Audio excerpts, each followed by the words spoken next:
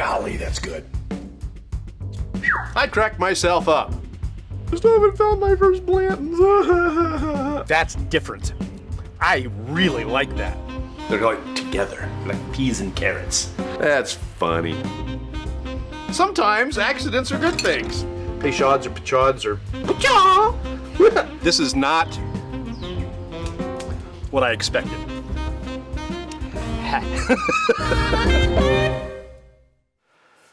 Hello, it's Thursday night and it's time to do another bourbon review. For some reason, Facebook isn't cooperating with us tonight. We're not able to stream live, but we're going to go ahead and tape it, and then we'll upload it, and hopefully that'll be good enough. And it won't be as fun, it won't be interactive, but we'll still get it done, right? So tonight we're going to be doing the Bib and Tucker, and I'm going to just make it easy on myself and get the old bat knife out and see if I can find that and just do it that way. Bat knife. I got a bat knife. Okay. Before I go any further, I'd love to... No, wait. Oh my. That cork is tiny. Hard to get a hold of. All right, let's get this poured and get it airing. And then I'm going to talk about what I did a weekend or so ago. A friend of mine decided he wanted to get into distilling spirits, so he bought a still. And I have been interested in that myself and didn't know where to start, and I mean, I'm not made out of money either, and these stills can be kind of expensive. So he invited me over, and he's still experimenting with it. He's still learning how to use it himself. So he's been buying boxed wine and making his own brandy. And he's buying the red, the Chardonnay, I believe is what it is. It's the type that's in the box with the spigot, you know. So he's doing that, and he puts that in the still, and he gets it heated up to about 180 degrees, and that's when things start to happen. And alcohol will vaporize earlier than water. Water is heavier than alcohol, so alcohol went up and it started to steam, and then it went down through the wire, the coil, and whatever condenser. I don't know. It's a coil. And we had a cooler there with a pump, and it was pumping cold water in through those where the coils sit down in that little tub, and we made our own brandy, and it was clear as can be, as you might expect, right? All the colors, all the stuff that isn't supposed to be there is distilled out. Now, the first stuff that came out was like 135 proof, and we started at like 12% alcohol. But this is after it had been distilling for a while, and it starts off really, really hot, and then by the time you're done, what comes out isn't exactly as hot. So this was about mid-process, and this is 101 proof. So this would be the same as your Wild Turkey 101. So, yeah, we got it. Okay, just a little spillage. Not bad. So we'll give this a sip.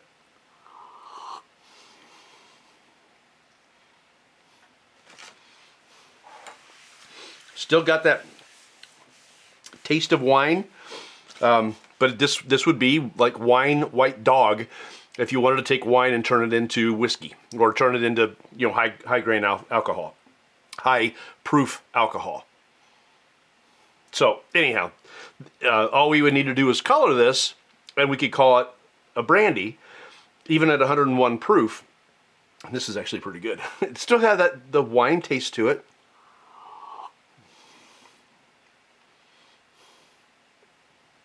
Real nice bite at 101. It's good stuff. So, what we then did is we got some syrup, some raspberry syrup, not like you'd put on pancakes or anything. It's the type of, it's similar to the syrup that you would have in coffee, only maybe not as sugary. So, but we did that, and we added some raspberries to it, and now this would be more of a raspberry, and some honey too, some honey. So now this would be more of a raspberry brandy. I'm just going to have a little bit of it. This is all I have, just these 2 jars.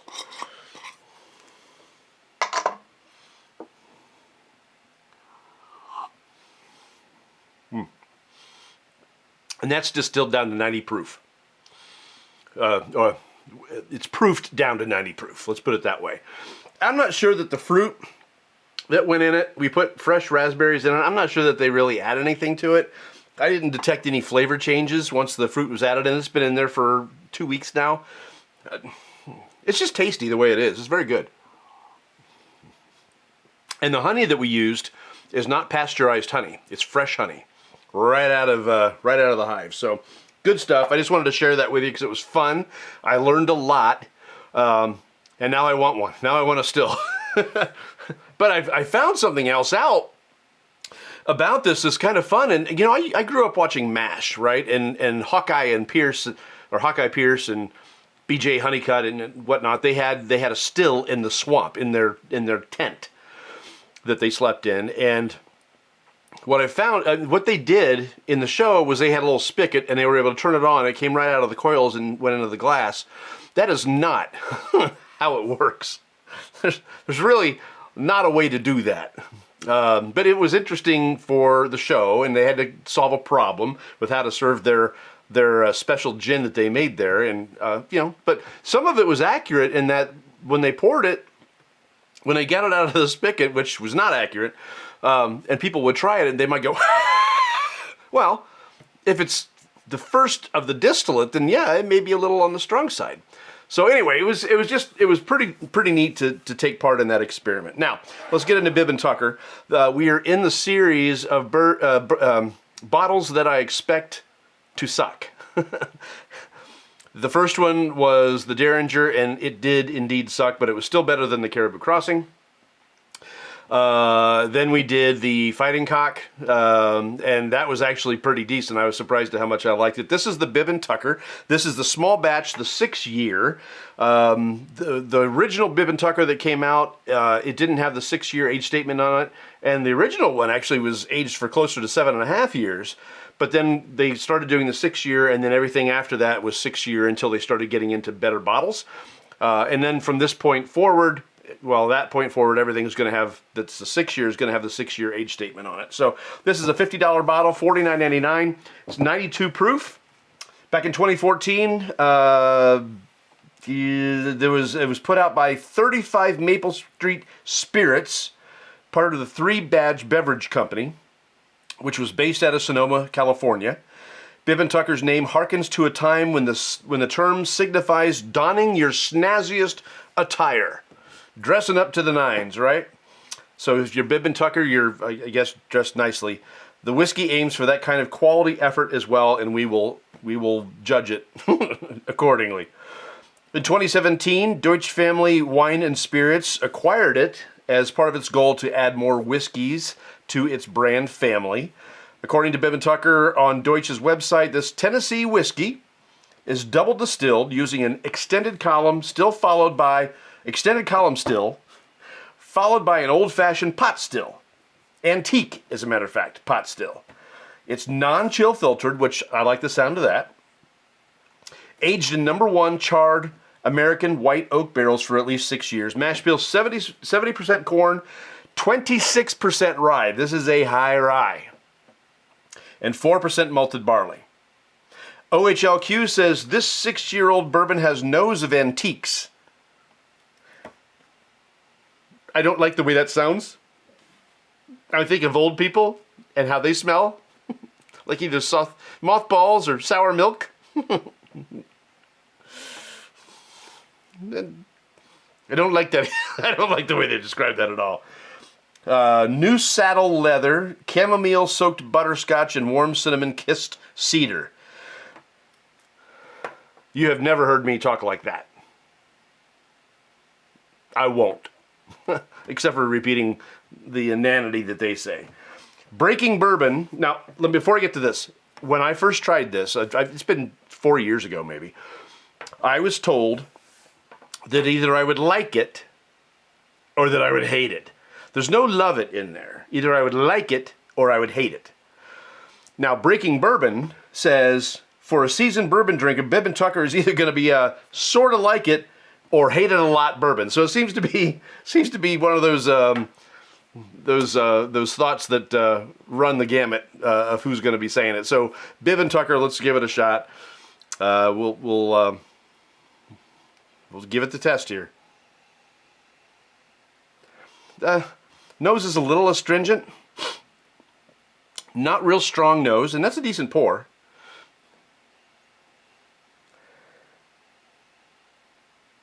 There's a fruit note. I'm probably being a little bit influenced by the brandy I just drank and such, but there is a bit of a fruit note on it.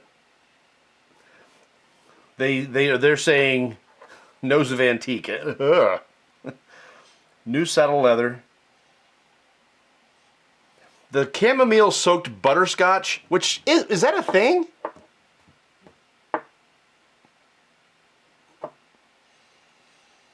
Maybe.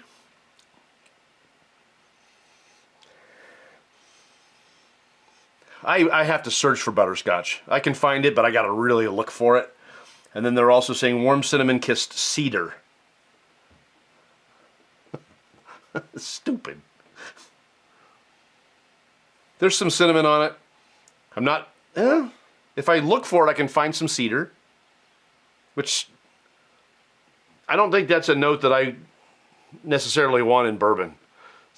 Cedar? That's what you put down for your rabbits to run around in, you know? Your hamsters and stuff. Okay. All right, well, let's give it a try.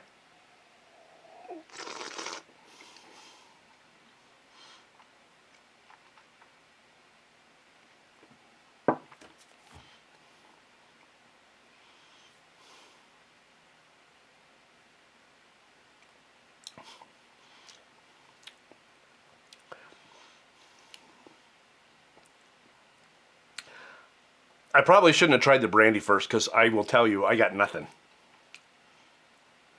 Just tasted like alcoholic air. There wasn't anything there. That's odd. The bloom took a minute. The bloom took a while to get to me.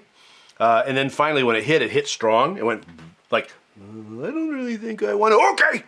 So, I mean, once it got there, it was kind of nice.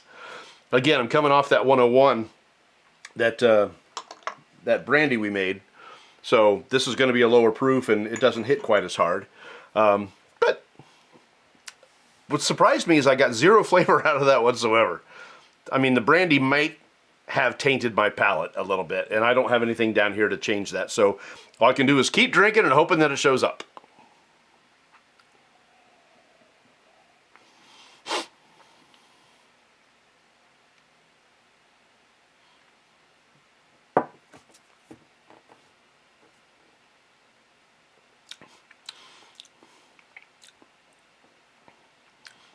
There's really not much going on there. I mean, there's no way I can take 2 drams of this and not have any flavor coming out of it. Makes me want to drink something else and see if I can taste it. I just happen to have this handy. This is my dad's. We had it last week for his birthday. Can I taste this?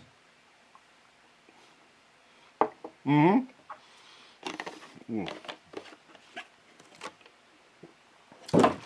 Boy, that's... Yeah. Okay. Blah. All right. Hopefully that's enough. Prime my palate, get back to the Bib Tucker. I know I can taste.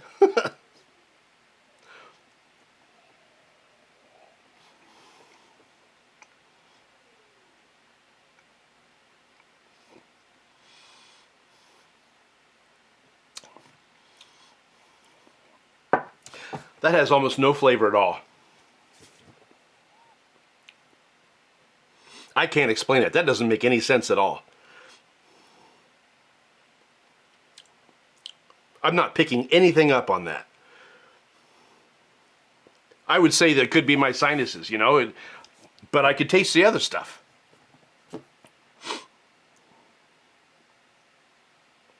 I don't know. I don't know what's going on with this. It definitely doesn't bode well They have a double oaked out there. It's like $100. You better have more flavor than this. They've got a 10-year. Bib Tucker has been growing since they were acquired in 2017, and that's good. Then we've got, I mean, there are people that travel looking for these different expressions because I've experienced them. So I will tell you when I first drank Bib Tucker, and that may not even be the same thing. I don't know. It's been years ago, not as far back as 2017, but it was probably maybe 2019, 2018, something like that. I was getting into bourbons and whiskeys, and I tried Bib Tucker, and I remember at the time, I thought it tasted kind of grassy. Now I'm not even getting that.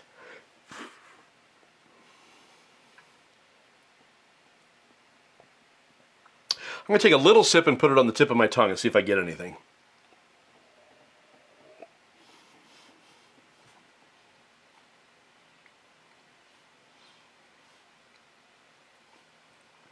Okay, I got a little flavor that time. Let's try again.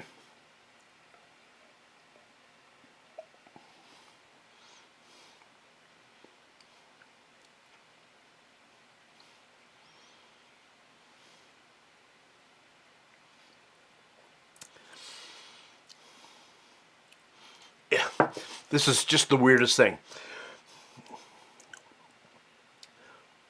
It doesn't have the mouthfeel of being watered down. It has actually a pretty decent mouthfeel. I'm still feeling that burn. I'm feeling stuff that happens, and I'm getting some taste on the tip of my tongue, but nowhere else on the palate is this showing up. So getting you notes off of this is very difficult.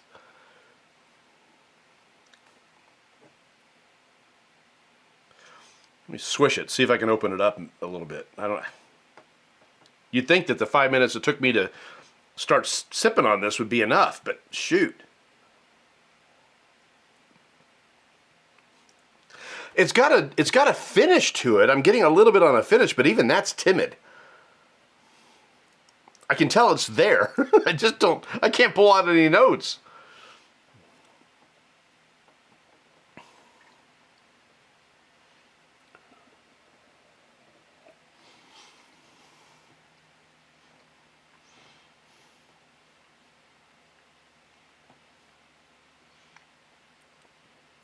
Okay.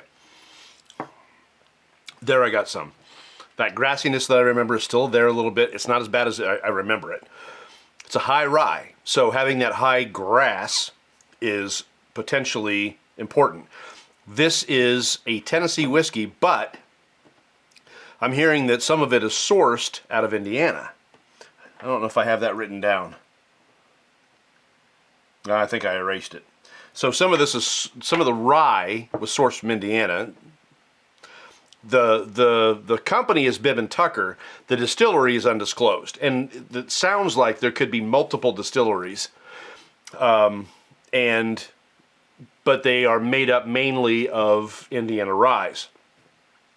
So say of that which you will, but it is a high rye. It's a 26% rye, so that's high. So if there are grassy notes on this, that makes all the sense in the world. However, Lawrenceburg rye, Indiana rye, doesn't normally present itself in grassy notes. Normally that would be more of the Canadian ryes and the Washington ryes. So, and I mean Washington State. So it would be a little unusual, even with a high rye, for it to be more grassy than spicy.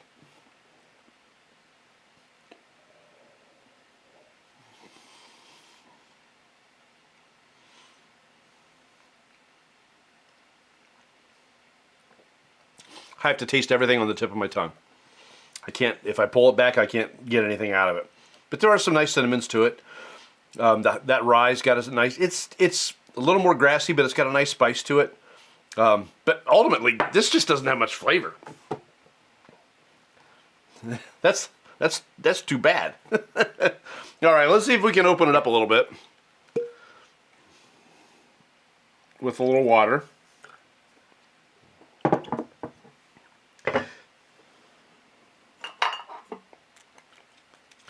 I'm not going to add a lot because I don't have a lot in there. That's plenty. Little filtered H2O.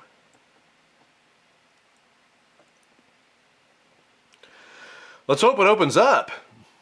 I'd like to give you some notes off of this. I'd like to taste it. It's like the complaint I have about Basil Hayden. It doesn't do anything until it gets to the back of your throat. And that's not where I like to taste my whiskeys. And I think this is similar but opposite in that everything's on the front. And that's not where I like to taste my whiskeys. I like it to be all over the palate.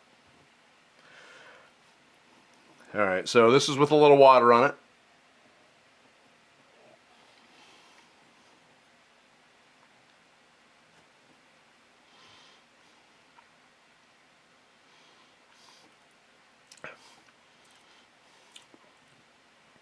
Okay. So when I had it 4 years ago, I probably didn't like rye very much. But now that I can taste this, now that it's been opened up a little bit, this is all right. It's got a nice flavor to it. It's got a spiciness to it from that rye. On water, I'm not detecting any grassiness like I did before. I'm not going to tell you that I love it.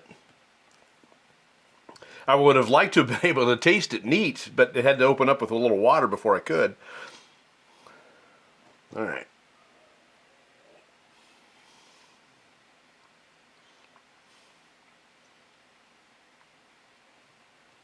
I'm getting the oak from the barrel. 6 years. So it could potentially be a bit oaky. And this is. But it's not offensive. This is not bad. This is not bad at all. Bib Tucker, not bad. Still high rye, just a little on the grassy side, but still not bad at all. All right. So let me pause from the festivities. Oh, that just went up my sinuses. I don't like that. I'm going to sneeze. Ew! That didn't go well. Woo! I'm going to sneeze again. Ew! Excuse me. All right. So, taking a pause, we will get to the gorgeous ice sphere. But first, I got to tell you about a couple of pickups I got. Kind of excited. As you may guess, I found the old Overholt 10-year. Yes, sir. Cask strength, by the way. And we do have a cask strength series coming up, and this will be among them. Looking forward to that. And then I also today picked up this other one. It's a Overholt. I've done no research. I don't know how related the two of these are. This is a Monongahela rye. I've been saying it wrong. I've been saying Mahangahela because that's what I thought it was, but this is Monongahela. And I might even be saying that wrong. You know, I don't care. But they're both Overholt. I don't even know if they're from the same company. I would assume they are. Jim Beam. Yeah, same. So these are going to be kissing cousins, so to speak. I don't know why this is a Overholt and this is old Overholt. This one is going outside of the family of olds, the Old Crow, the Old Granddad, and Old Overholt. So I'm not sure what they're trying to do with this. Brand it differently, I don't know. But this was almost $100, $99 for the Old Overholt 10-year. And this one, the A Overholt Monongahela Rye, there were lots of these on the shelves and they were $40. So, yeah, I'm not to the point yet where people are sending me samples and saying, try this. I still got to buy it all myself. But that's okay, I don't mind. This is the sacrifice I make for you. Okay. So I just wanted to show you those because those will be coming up in Bourbcast. We got so much to drink, so much to do. So much drinking to do. put it all together. Tell a little truth. Someone's drinking. All right. It is time for me to make more gorgeous ice shells. I'm down to this one, which has been pre-used, has a little bit of frost on it, is smaller than it's supposed to be. Oh my. Goodness gracious. Okay. I didn't even put that cork all the way down, I didn't think. I don't know.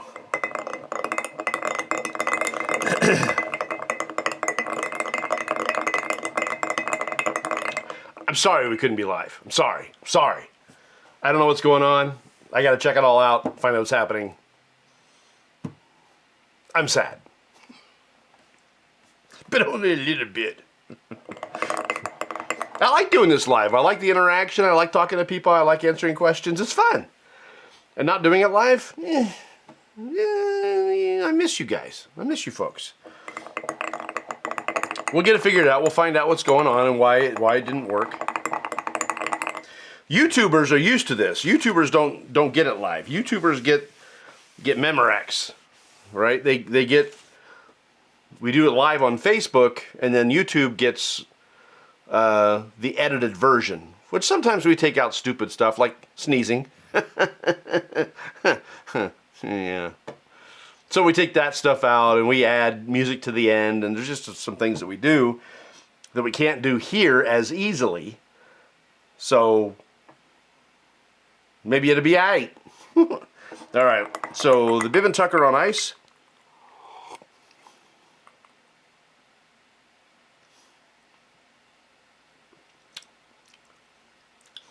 Yeah, so the grassiness that was there is not really very strong. Whatever I had 4 years ago may not be the same thing that's in this bottle. This is really not bad at all. A little water, a little ice, both of those help express it some. Neat. I was having issues. I don't know what the issue, I don't know why. I don't know why. But with water and with ice, I've got some flavor. It's all over the palate. It's fine. It's actually decent. I look forward to revisiting this one after it has set for a while and maybe opened up inside the bottle. Put it in the corner. Let it think about what it's done for a while, right? So I'm glad that I like it better than I did a few years ago. Because again, it's either one of those that you love it or you do not. Or you like it or you hate it, right? That's what Breaking Bourbon said. That's what my friend said. You're going to either like it or you're going to freaking hate it. Well, I never hated it. I didn't hate it then.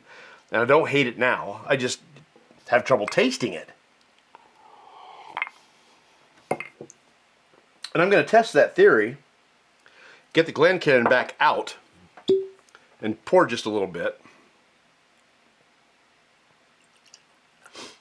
And see if anything changed. See if I can taste it when it's neat.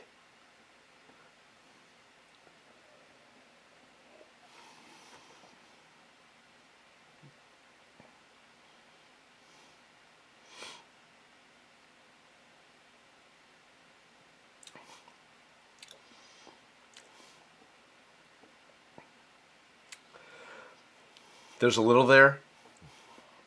I caught some vanilla. Definitely caught some oak. But it's really timid. It's timid neat. There's a lot of, there's not a lot of flavor with Bib Tucker. It just isn't there. That's the strangest thing. Even the worst bourbons have got more flavor than this does. I can't explain it. That's the craziest thing ever. On ice and on water, it has more flavor than it does neat. To me. Now, maybe you'll have a better experience. I'm just not getting it.